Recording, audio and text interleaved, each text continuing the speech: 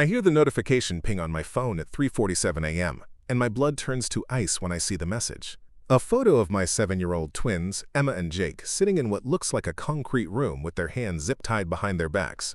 Before we jump back in, tell us where you're tuning in from, and if this story touches you, make sure you're subscribed, because tomorrow, I've saved something extra special for you. The text below is in Arabic, but I understand every word. $5 million. You have 48 hours. No police or they die. My ex-wife Rebecca is supposed to be on a business trip in Morocco with the kids, showing them her new resort development project. She's the CEO of Meridian Hotels, and this trip was meant to be a rare opportunity for her to spend quality time with Emma and Jake while conducting business. Now someone has my children, and they're demanding a ransom that would bankrupt most people. What they don't know is that I'm not most people. The kidnappers chose the wrong father to mess with. They see Thomas Mitchell, a quiet single dad who works as a school maintenance supervisor in suburban Ohio. What they don't see is the man who spent 8 years as a Marine Corps sniper, who learned Arabic during 3 tours in the Middle East, and who's been tracking their location through metadata for the past 20 minutes while they think I'm panicking. The call comes 30 minutes later. A voice speaking rapid Arabic, probably thinking an American businessman's ex-husband won't understand a word. He's wrong. They're demanding the money be transferred to accounts in 3 different countries, and they want Rebecca to deliver it personally to a location in Casablanca. They've done their homework on her wealth, but clearly haven't done any on me. I need proof they're alive, I say in perfect Arabic, and the silence on the other end tells me everything I need to know. They weren't expecting that. The man recovers quickly, switching to heavily accented English. You have money ready in 24 hours, or children become our permanent guests. Your wife brings cash to Grand Mosque Hassan II alone. She's my ex-wife, I correct him, but he's already hung up. I'm already booking the next flight to Morocco when my phone rings again. Rebecca, calling from her hotel in Marrakesh, her voice shaking with the kind of terror only a parent can understand. Tom, they have our babies. They want $5 million. I can get the money, but what if? Rebecca, listen to me carefully, I interrupt, walking to my bedroom closet, where I keep a locked case that hasn't been opened in 6 years. Get to the embassy. Stay there until I arrive. Don't contact local police. Don't try to handle this yourself. And whatever you do, don't go to that mosque alone. You're coming here, Tom? You're a school janitor. This isn't something you can fix with cleaning supplies and good intentions. She doesn't know about the man I used to be. During our marriage, I'd told her I was a communications specialist in the Marines, which was technically true. I just never mentioned that I communicated with targets from distances exceeding 1,000 yards, or that I'd spent months embedded with local tribes learning Arabic dialects that most Americans couldn't pronounce. Some secrets are kept to protect the people you love from the darkness you've seen. The flight to Casablanca feels like the longest 13 hours of my life. I've made this journey before, but never with my children's lives hanging in the balance. Every minute that passes is another minute. Emma and Jake are scared, confused, and probably wondering why their daddy isn't coming to save them. The irony isn't lost on me that I've traveled halfway around the world to protect strangers, and now I'm doing it to protect the 2 people who matter more than anything. Rebecca is waiting for me at Mohammed V International Airport, looking like she hasn't slept in days.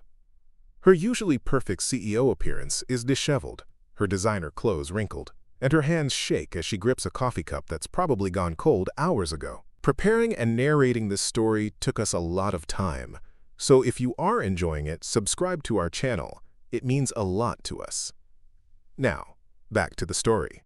When she sees me walking through customs, relief and desperation wore across her face.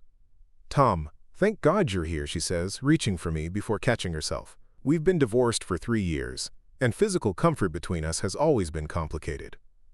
I've been going crazy.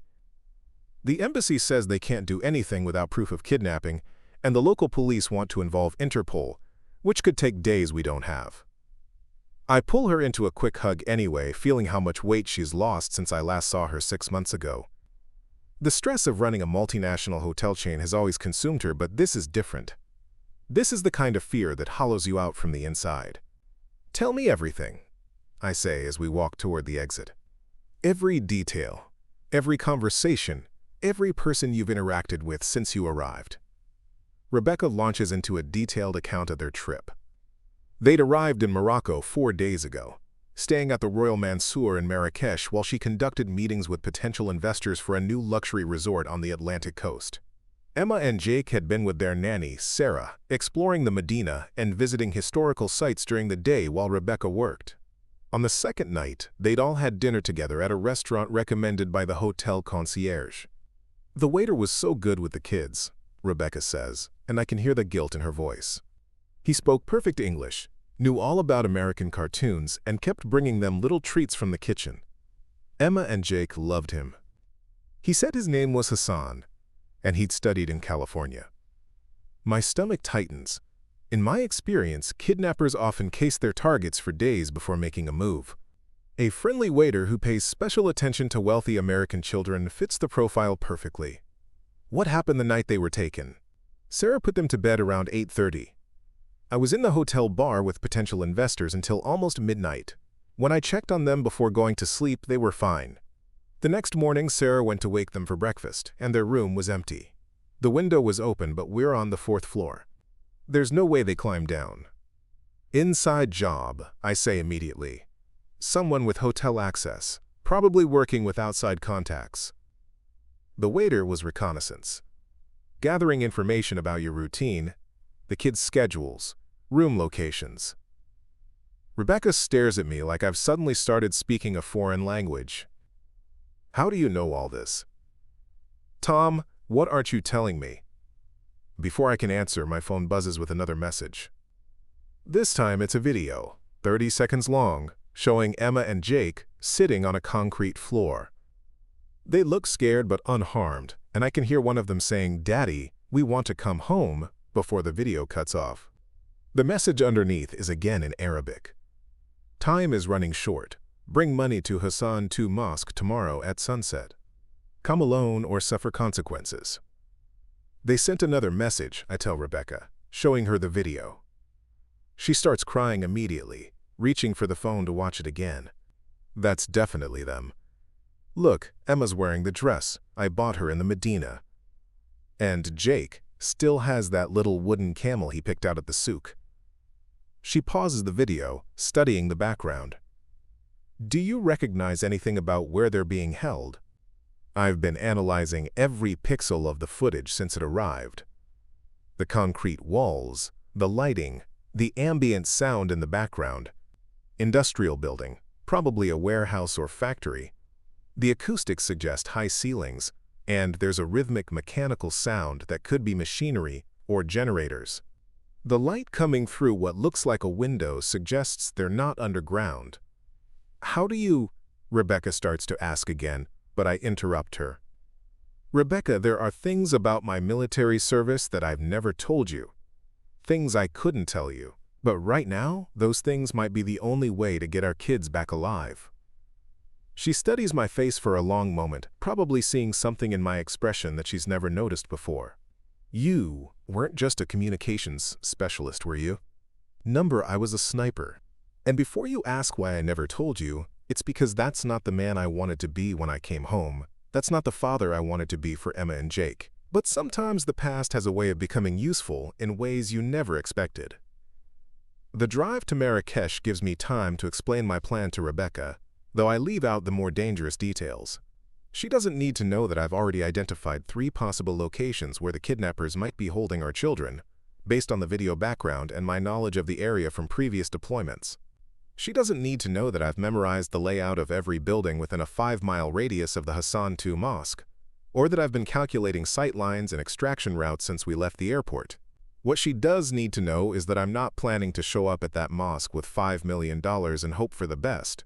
"You're going to get yourself killed," she says when I finish outlining the basics of my strategy. "Tom, these people are professionals. They've done this before. What makes you think you can outsmart them?" "Because they're underestimating me the same way you are. They see a divorced American father who works at a school.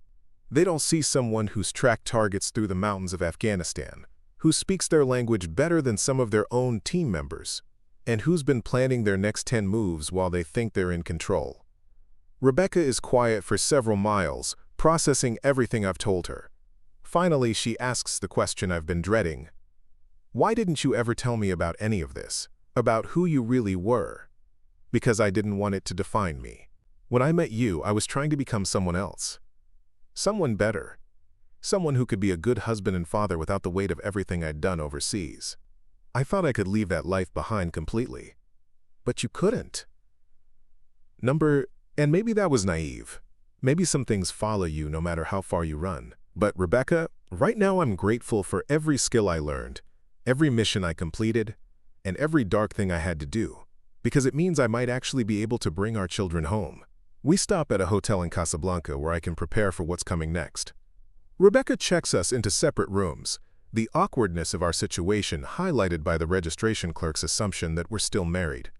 While she tries to get some rest, I spread out maps of the city, study satellite images on my laptop, and inventory the limited equipment I was able to bring through airport security. The kidnappers made one crucial mistake when they chose the Hassan II Mosque as the meeting location.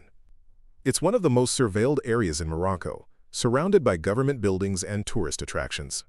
They're counting on the crowd and the religious significance of the location to provide cover, but what they don't realize is that I've been inside that mosque before, during cultural training exercises. I know every entrance, every sightline, and every place someone might position backup. More importantly, I know that they have no intention of releasing Emma and Jake even if Rebecca shows up with the money. The video background, the casual way they're handling this exchange, and the timeline they've set all point to this being the end game they've been planning from the beginning. They want the money and the elimination of witnesses. They're about to learn that eliminating this witness won't be as easy as they think. My phone rings just as I'm finalizing my preparations. The same voice from before, but this time he sounds more confident, more in control. You understand instructions for tomorrow? I understand, I reply in Arabic, which clearly surprises him again. But I have conditions. You are not in position to make conditions. I am in the position to ensure you get your money or you get nothing. My conditions are simple. I see my children alive and unharmed before any money changes hands. And I choose the specific location within the mosque area. There's a long pause, probably while he consults with others. You have 1 hour after sunset. Bring money to main courtyard. Children will be returned when we confirm payment. Number east entrance, near the minaret. More private. Less chance of complications. Unless you prefer dealing with Moroccan security forces, who might get curious about large cash transactions in their most famous landmark. Another pause. East entrance. 1 hour after sunset. Come alone. See you then, I say, and hang up before he can respond. Rebecca knocks on my door 20 minutes later, holding 2 cups of coffee and looking like she's aged 5 years in the past hour. I can't just sit in my room while you plan to walk into an ambush. Tom, there has to be another way. There is. We pay the money, hope they keep their word, and probably never see Emma and Jake again. Or we do this my way and we all go home together. She sits on the edge of the bed, staring at the maps and satellite photos I've spread across the desk. You really think you can pull this off? I know I can. But Rebecca, I need you to promise me something. If this goes wrong, if something happens to me, you don't blame yourself. You don't spend the rest of your life wondering what would have happened if you'd made different choices. Our kids need at least one parent who can move forward.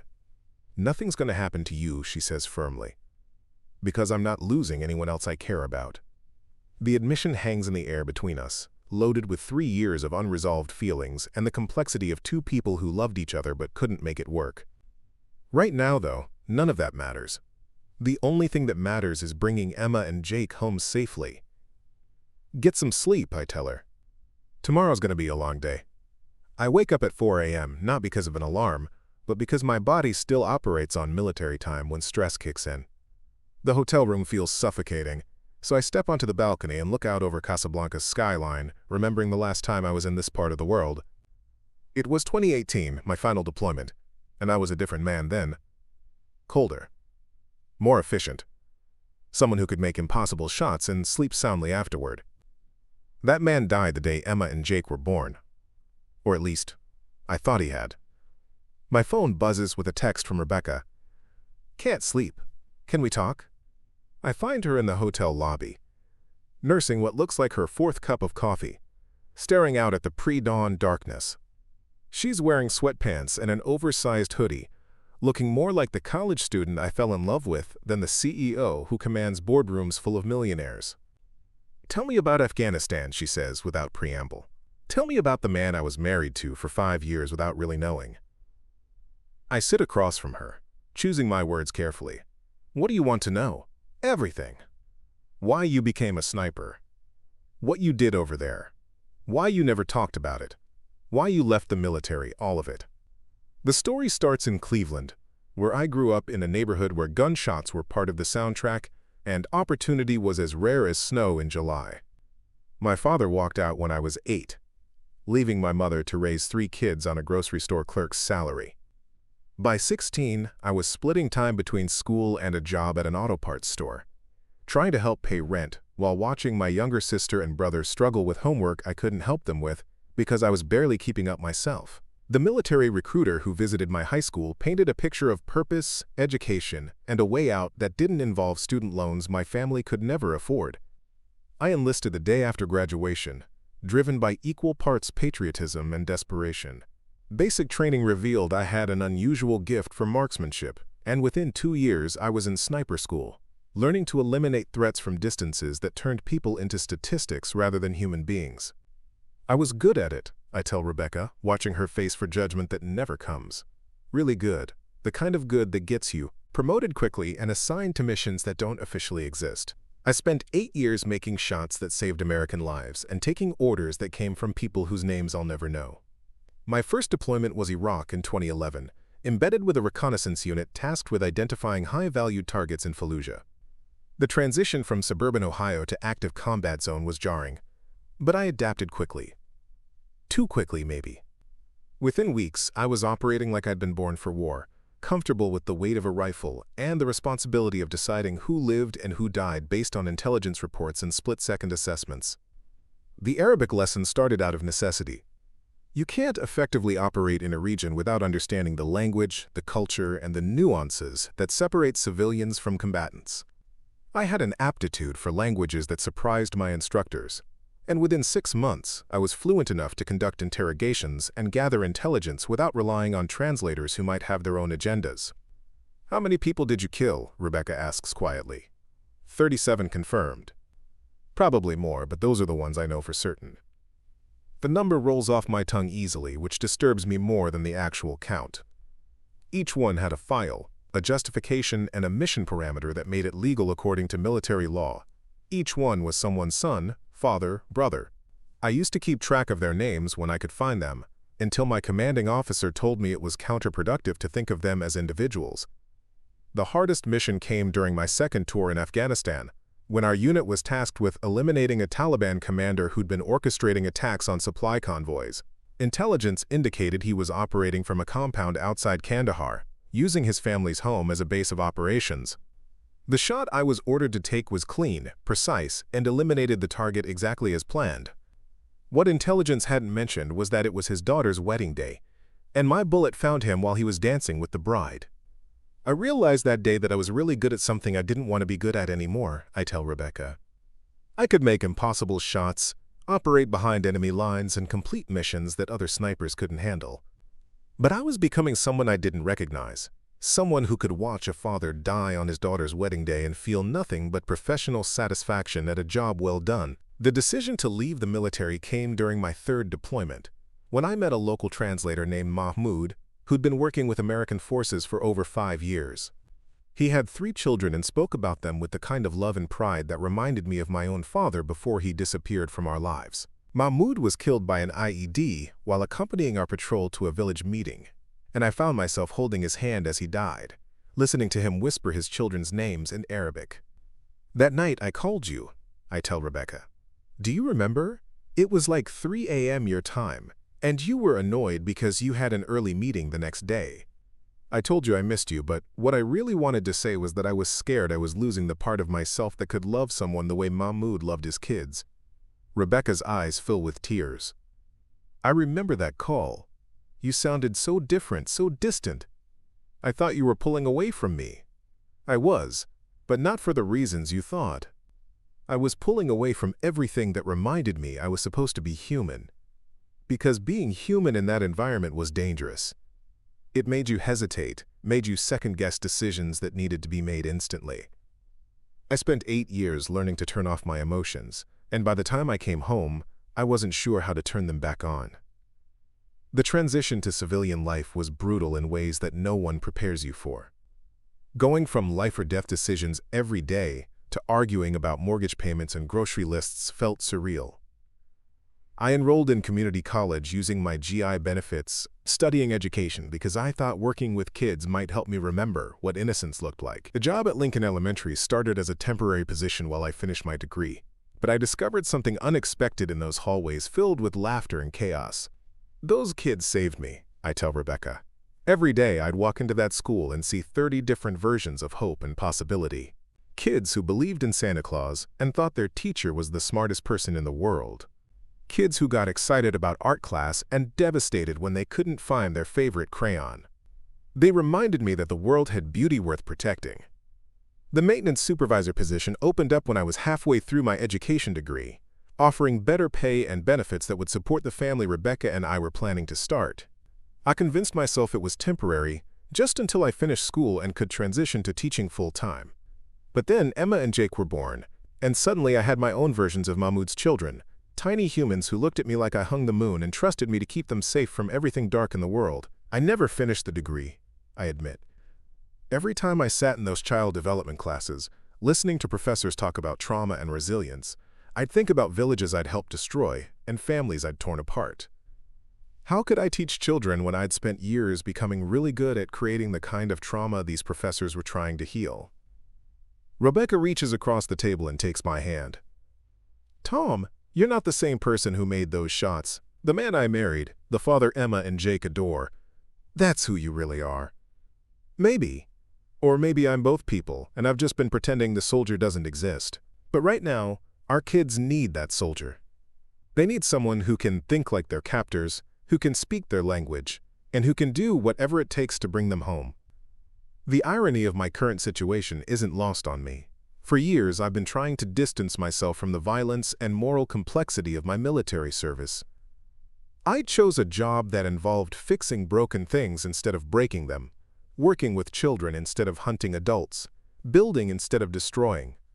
But now the skills I've spent a decade trying to forget might be the only thing standing between my children and permanent separation from everyone they love. There's something else, I tell Rebecca, knowing she deserves the complete truth before tonight. The reason I never told you about what I really did, why I was so adamant about not having guns in the house, why I sometimes wake up in the middle of the night and check on the kids 3 times before I can go back to sleep. I've seen what evil looks like when it wears a human face, and I know what people are capable of when they stop seeing others as individuals who matter. And you think that's what we're dealing with here? I know it is. These aren't desperate people looking for easy money. This is organized, professional, and planned. They've been watching our family for weeks, maybe months. They know Rebecca's net worth. They know our custody arrangement. And they know enough about American psychology to push exactly the right buttons. This is their business, and they're very good at it. Rebecca processes this information, her coffee growing cold as she stares out the window at the growing daylight. So what happens tonight? Tonight, I become someone I hoped I'd never have to be again. And tomorrow, if everything goes according to plan, we take our kids home, and I go back to fixing broken playground equipment and pretending that Thomas Mitchell, the school maintenance supervisor, is the only person I've ever been. But even as I say the words, I know they're not entirely true. Some transformations are permanent, and some doors, once opened, can never be completely closed again. Tonight will change me, just like Afghanistan changed me, just like becoming a father changed me. The question is whether I'll be able to live with whoever I become in the process of saving Emma and Jake. Rebecca squeezes my hand one more time before we head back to our rooms to prepare for what's coming. Bring them home, Tom. Whatever it takes, just bring our babies home. I will, I promise her, and for the first time since this nightmare began, I actually believe it might be true. The transformation begins with reconnaissance. At 10 a.m., I'm walking through the Hassan II Mosque complex like any other tourist. Camera around my neck, guidebook in hand, moving with the unhurried pace of someone admiring architecture rather than calculating kill zones. But every step is deliberate. Every photo I take serves a purpose, and every conversation I have with local vendors is gathering intelligence. The mosque is magnificent, its minaret stretching 689 feet into the cloudless sky, but I'm not here for sightseeing. I'm mapping escape routes, identifying potential sniper nests, and memorizing the patrol patterns of security personnel. The eastern entrance where I've arranged to meet the kidnappers offers several advantages. It's less crowded than the main entrance, has multiple exit points, and provides clear sight lines in 3 directions. What concerns me is how easily the kidnappers agreed to my suggested location change. Either they're overconfident, or they've already planned for contingencies I haven't considered. In Afghanistan, overconfident enemies were often the most dangerous because they prepared for scenarios that rational people wouldn't attempt. My phone rings as I'm studying the minaret's base structure. Rebecca, calling from the hotel. Any updates from them? Nothing since last night. Radio silence usually means they're finalizing their plans. I move away from a group of tourists taking selfies. How are you holding up? I keep thinking about that last morning in Marrakesh. Emma was so excited about visiting the spice market, and Jake wanted to ride a camel. They were just being kids, you know? Happy, curious, safe. And now? Hey, I interrupt her spiral before it can gain momentum. They're still those same kids. They're scared, but they're strong. They have your determination, and they're survivors. We're going to get them back. The afternoon is spent in careful preparation. I visit 3 different internet cafes, using anonymous email accounts to send messages that will serve as insurance policies if tonight goes wrong. One goes to my former commanding officer, Colonel Patricia Hayes, now working Pentagon intelligence. Another to Agent Maria Santos at the FBI's International Operations Division, someone I worked with during Joint Task Force missions. The third to my brother Danny back in Cleveland, with instructions that will only matter if I don't make it home. Each message contains details about the kidnapping, the location, and enough information to ensure that even if something happens to me, Emma and Jake won't be forgotten. It's morbid planning, but in my experience, the people who survive impossible situations are the ones who prepare for failure while expecting success. Rebecca meets me for dinner at a small restaurant near our hotel, though neither of us has much appetite. She's exchanged her CEO uniform for dark jeans and a black sweater, looking more like a worried mother than a business executive. The transformation suits her in ways that remind me why I fell in love with her in the first place. "I've been thinking about what you said this morning," she says, picking at her tagine. "About becoming someone you hoped you'd never have to be again. What if this changes you permanently? What if you can't come back from whatever you have to do tonight?" It's a fair question, one I've been wrestling with all day. I don't know. Maybe some changes are necessary. Maybe I've been trying so hard to be someone I'm not that I forgot there might be value in being someone I was. The kids love you exactly as you are now. Tom, the maintenance supervisor who builds them elaborate pillow forts and knows the names of every dinosaur. They don't need you to be a soldier. Tonight they do. Tonight they need someone who can think like their captors, who understands violence, and who's willing to use whatever tools are necessary. Tomorrow, if we're lucky, they'll get their dad back. But tonight, they need the Marine. The sun sets at 7:43 p.m., painting the sky in shades of orange and purple that would be beautiful under different circumstances. I'm in position 30 minutes early, having approached the mosque complex through a route that took me past every security camera and through every checkpoint. The backpack I carry contains Rebecca's money, $5 million in mixed currencies, though I have no intention of handing it over. More importantly, it contains items that didn't appear on any customs declaration: a disassembled Kabar knife, components for improvised flashbang devices, and a small but powerful telescope that will serve as a spotting scope. Everything I need to level the playing field against opponents who think they have every advantage. The eastern entrance is quieter than the main complex, with only a few tourists taking evening photographs and local vendors packing up their souvenir stands. I position myself near a pillar that provides cover while offering clear views of all approach routes. The waiting is always the hardest part, when adrenaline builds and every shadow could be a threat. At exactly 8:43 p.m., 1 hour after sunset, my phone buzzes. "You are here?" "I'm here. Where are my children?" "Children are safe. You see them when we see money." That's not how this works. I see them first, alive and unharmed, or this conversation ends now. There's a pause, probably while he consults with someone else. Walk to fountain in center courtyard. Bring bag. The fountain he's referring to is 100 yards from my current position, in an open area with no cover and multiple sight lines.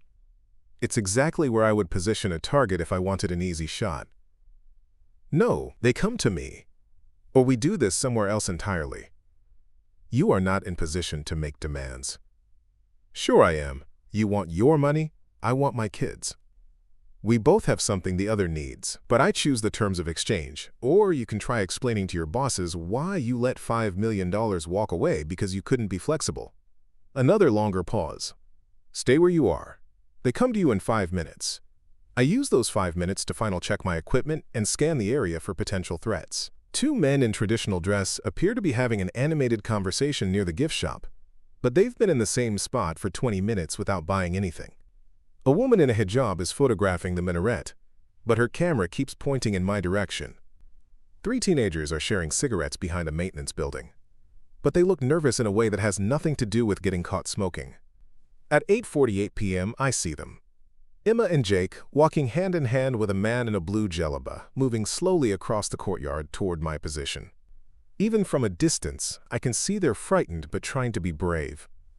Emma is wearing the same dress Rebecca mentioned, and Jake still clutches his wooden camel. They look smaller than I remember, more vulnerable, and seeing them safe but scared ignites something primal in my chest that I've been keeping carefully controlled. The man with them is young, maybe mid-20s, with the kind of nervous energy that suggests he's not the leader of this operation. His eyes keep darting to different points around the courtyard, checking in with people I can't see. As they get closer, I can hear him speaking to the children in heavily accented English. Your father is right there, you see him? You walk to him when I say okay? You do not run, you do not call out, you walk normal. 20 feet away, Emma looks up and sees me. Her whole face lights up with relief and joy, and she starts to break away from their captor. Daddy! Slowly, sweetheart, I call to her in the calmest voice I can manage. Walk slowly to Daddy. But even as Emma and Jake start moving toward me, I'm tracking the positions of at least 4 other people who are clearly part of the kidnapping team. The operation is more sophisticated than I initially estimated, which means the likelihood of this ending peacefully just dropped significantly. The man in the blue djellaba stops 15 feet away, keeping Emma and Jake between us like human shields. You have money? I have money. Release my children. Children go to you when money comes to me. Children come to me first, then we discuss money. He shakes his head, pulling out a phone and speaking rapidly in Arabic. I catch enough of the conversation to understand that he's asking for permission to deviate from their original plan. The response he gets clearly isn't what he wanted to hear. Boss says no. Money first, then children. That's when I know for certain that this was never going to be a simple exchange. They have no intention of releasing Emma and Jake, regardless of whether I hand over the ransom. This is an elimination operation disguised as a kidnapping, designed to remove loose ends while maximizing profit. The realization shifts something fundamental in my approach. Up until this moment, I've been hoping to resolve this situation through negotiation and controlled escalation. But now I understand that the only way my children go home is if their captors don't. Okay, I tell the man in the djellaba, reaching for my backpack. Let's do this your way. But instead of pulling out money, I'm reaching for the improvised flashbang device I assembled this afternoon. In 3 seconds, this quiet corner of the Hassan II Mosque is going to become a war zone, and Thomas Mitchell, the maintenance supervisor, is going to disappear entirely. What emerges in his place will be someone I spent years trying to forget, but who might be the only person capable of bringing Emma and Jake home alive. The children don't know it yet, but they're about to see their father become someone they've never met before. Someone who's very good at making impossible situations possible, even when the cost is higher than anyone should have to pay. The flashbang device detonates exactly as planned, filling the courtyard with blinding light and deafening sound that sends tourists screaming and scattering in every direction. In the chaos, muscle memory takes over. I'm moving before the echo fades, closing the distance to Emma and Jake while their captor is still disoriented, his hands pressed to his ears and his vision compromised. The knife finds its target before he can recover. Clean, efficient, silent. He drops without understanding what happened, and I'm already scooping up both children, one under each arm, moving toward the exit route I mapped this morning. Emma is crying, Jake is clinging to my neck, but they're alive, and that's all that matters. "Daddy, we were so scared." Emma whispers against my shoulder as I carry them through the service corridor that leads to the parking area where I've positioned our escape vehicle. "I know, sweetheart, but you're safe now. Daddy's got you." The other members of the kidnapping team react exactly as I predicted. Chaos brings out either training or panic, and these men chose the wrong profession if they panic easily. I hear Arabic voices coordinating behind us, but we're already at the motorcycle I rented this afternoon, a powerful bike that can navigate Casablanca's narrow streets faster than any car. Emma and Jake cling to me as we weave through traffic, putting distance between us and the mosque while I use back roads and alleyways that GPS doesn't know exist. 20 minutes later, we're at the airport, where Rebecca is waiting with tickets on a private jet that her company connections made possible on short notice. The reunion between Rebecca and the twins is everything you'd expect. Tears, desperate hugs, and promises that they'll never be separated again. But as I watch my ex-wife hold our children, I realize that something fundamental has shifted in all of us during these past 48 hours. 3 months later, I'm back in Lincoln Elementary's maintenance office. But the routine feels different now. The kids still wave when they see me in the hallways. Teachers still call when classroom sinks are clogged. And the work itself remains exactly the same. But I'm not the same person doing it. Emma and Jake visit every other weekend, per our custody arrangement. But those visits have evolved into something deeper than scheduled parenting time. They ask more questions now, real questions about the world beyond their suburban bubble. Jake wants to learn Arabic, fascinated by the idea that languages can be bridges between different cultures. Emma has started keeping a journal, writing down her thoughts and feelings instead of hiding them behind perfect behavior. The therapy sessions were Rebecca's idea, family counseling to help process what happened in Morocco. Dr. Amanda Chen specializes in trauma recovery for families, and she's helped us navigate conversations that would have been impossible before. How do you explain to 7-year-old twins that their father had to hurt people to save them? How do you help children process fear without creating permanent anxiety about the world's dangers? The interesting thing, Dr. Chen told us during our last session, is that children are often more resilient than we expect. Emma and Jake don't seem traumatized by what their father did to rescue them. They seem empowered by knowing their family will fight for them when it matters. Rebecca has changed too, in ways that surprised both of us. The CEO, who once scheduled every minute of her day, now blocks out unstructured time specifically for impromptu adventures with Emma and Jake. Last weekend, they built a blanket fort in her living room and declared it an independent nation with its own constitution and national anthem. "I keep thinking about those hours when I didn't know if they were coming home," she told me during one of our co-parenting dinners. "All those meetings I thought were so important, all those deals that seemed crucial. None of it mattered compared to Emma asking Jake if Daddy was going to find them." The Moroccan authorities never contacted us about what happened at the mosque. Officially, there was a small explosion caused by faulty electrical wiring, followed by confusion among tourists that resulted in minor injuries but no serious harm. The man in the blue jalaba was found unconscious with a head injury consistent with falling during the panic. He recovered fully and claimed no memory of the events leading to his injury. Sometimes I wonder if that version of events is easier for everyone to accept than the truth about what really happened that night. Some stories don't fit neatly into official reports or legal frameworks, and some justice happens in spaces where documentation isn't possible. My former commanding officer, Colonel Hayes, called 2 weeks after we returned home. "Heard you took a family vacation to Morocco," she said, with the kind of casual tone that suggested she knew exactly why I'd been there. "Beautiful country, great architecture. I'm sure it was educational. You know, if you ever decide that school maintenance isn't challenging enough, there are consulting opportunities available, private sector work, advisory positions. People with your particular skill set are always in demand. Thanks, but I'm good where I am." Turns out there's something to be said for fixing things instead of breaking them. the truth is more complicated than my response suggested. I am good where I am, but I'm also different than I was. The man who walked into that mosque was someone I thought I'd buried completely, but he turned out to be exactly who my family needed. Maybe the goal isn't to choose between being Thomas Mitchell, the maintenance supervisor, or the Marine sniper. Maybe the goal is being someone who can be both when circumstances require it. Emma and Jake understand this better than most adults.